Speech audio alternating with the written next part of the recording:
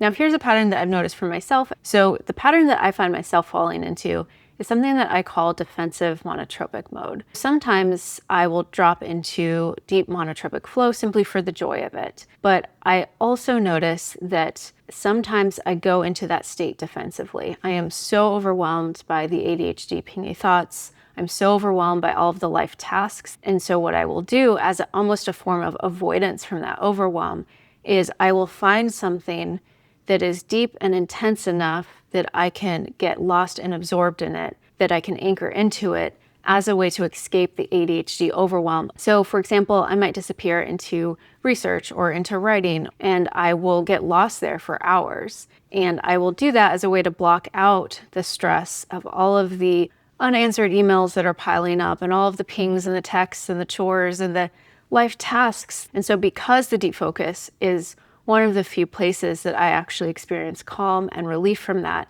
I go back to it over and over and over. The problem with this cycle that I've created for myself is that when I reemerge from the deep focus, there are then even more pingy thoughts and pingy tasks that are just waiting for me from when I initially left them.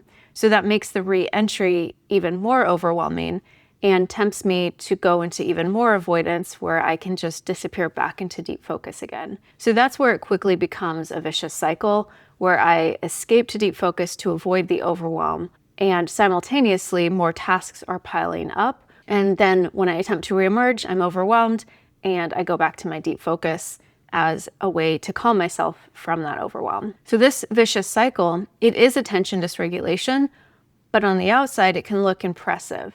It can look like self-discipline or productivity rather than attention dysregulation. People in my life will ask me how I'm able to do as much as I'm able to do. And the answer is partly because there is a lot in my life that I'm avoiding. I'm avoiding things like ordering new contact lenses, which I desperately need, or ordering medication, or making medical visits, or chores, or cleaning, or not cooking, or struggling with parenting tasks. There's a lot of the life tasks that I struggle quite significantly with that my spouse sees, but those are things that most people wouldn't see unless you're behind closed doors and you live with me and you see how much I struggle at doing those basic tasks. So a lot of my professional productivity comes on the flip side of my difficulty with engaging in life's daily tasks. And so if that is one way that the AuDHD person is avoiding the overwhelm of ADHD, and if it functions in our society in a way that society rewards it because it looks productive, that's not going to look very ADHD.